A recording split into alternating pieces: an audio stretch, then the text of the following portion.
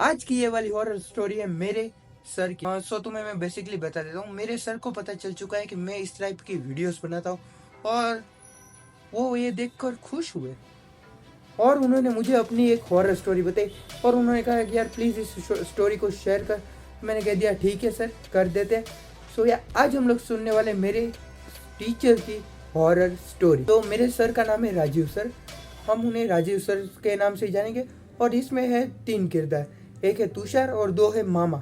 हम उन्हें मामा के नाम से बुलाएंगे, ठीक है। स्टोरी की शुरुआत होती है राजीव सर के समर वेकेशन से। जी हाँ दोस्तों, जैसे कि आजकल तुम्हारे और मेरे सभी के समर वेकेशन चल रहे हैं, उसी तरह हमारे राजीव सर के भी समर वेकेशन चल रहे थे।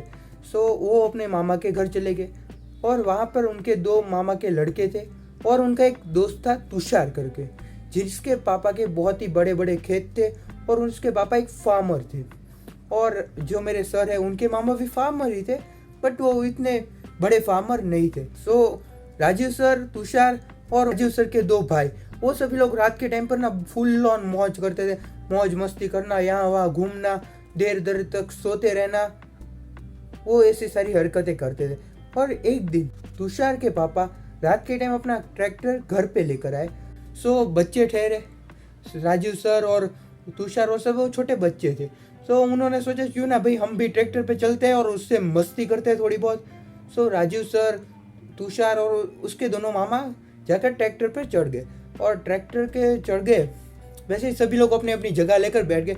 अब तुषार को जगह मिली नहीं।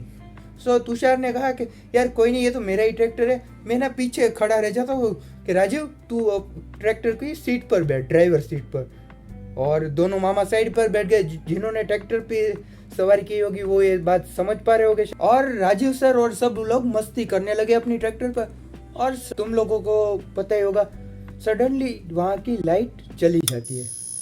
और ये 19s की, मतलब कि उस टाइम पर ना बिजली की बहुत ही ज़्यादा दिक्कत हुआ करती थी। मतलब कि लाइट अगर चली जाए तो फिर पता ही नहीं होता कब आती है। तो वैसे ही लाइट चली गई और सभी लोग मतलब एकदम से डर गए। और राजीव सर थोड़े बड़े थे इन सभी में।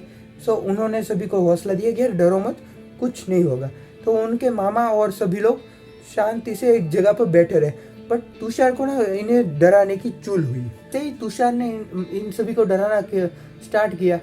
अब राजीव सर और उनके मामा में से किसी का उस तुषार को धक्का लग गया और धक्का लगते ही तुषार की आवाज़ आना बंद हो गई।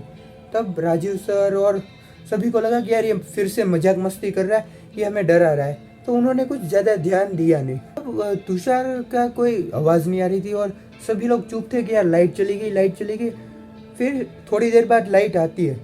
तब राजीव सर और उनके 2 मामा देखते हैं तुषार जो ट्रैक्टर के पीछे जो हल आता है उसमें गिरा पड़ा है और हल तुषार के पैर से आर पार हो चुका है।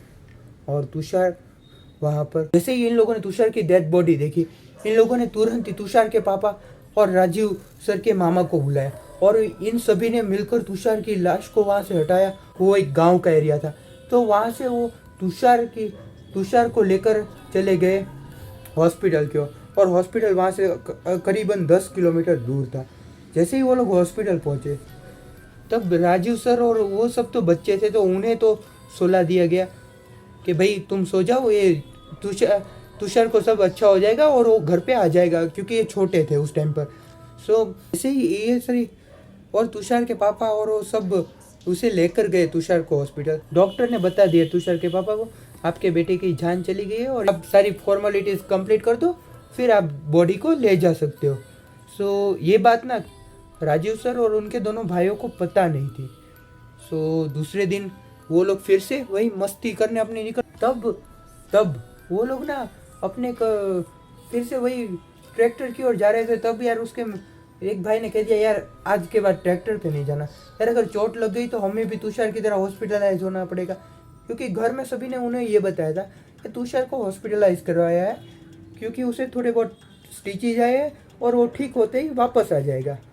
और ये सुनकर राजीव सर ने भी बोला यार बात तो सही है तुम्हारी, हम एक काम करते हैं, हम लोग ना यहाँ पर खेतों में घूम के आते।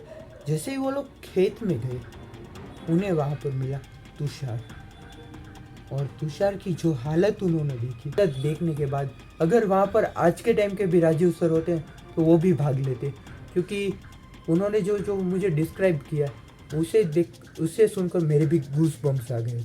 तो राजीव सर ने बताया कि उन्होंने देखा तुषार को और उसके पेट पे से एकदम से खून बहता जा रहा है और वो सिर्फ एक ही बात कह रहा है, यार राजीव तू यार मेरे साथ खेलने नहीं चलेगा?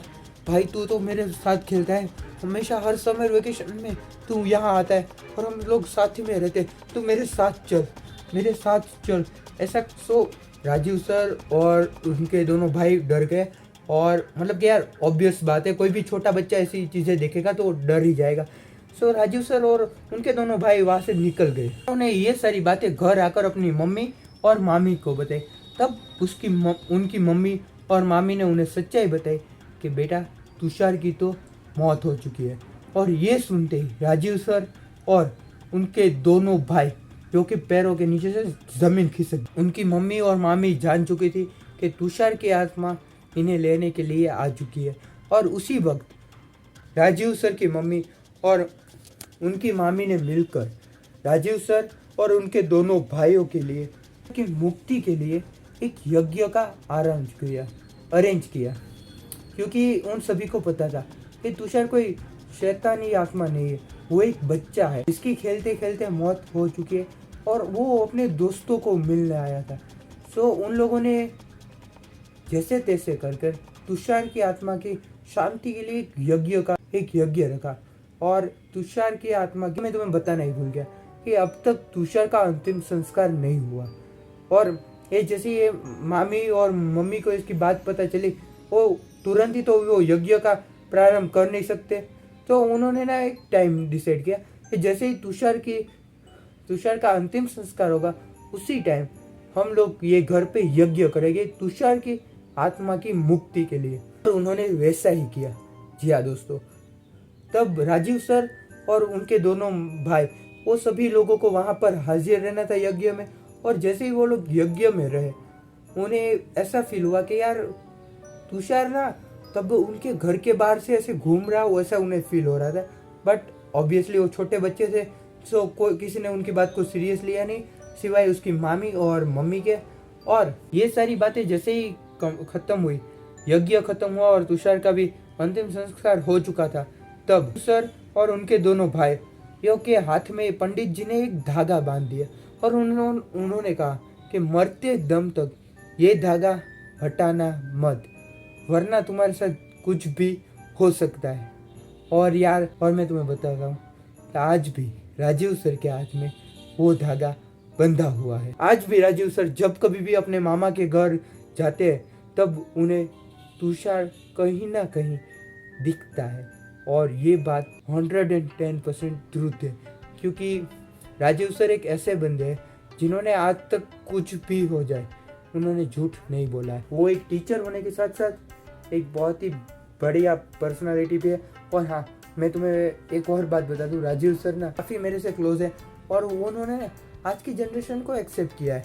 यार आज की जनरेशन जो कुछ भी कर रही है ना, हमें उनका साथ देना चाहिए।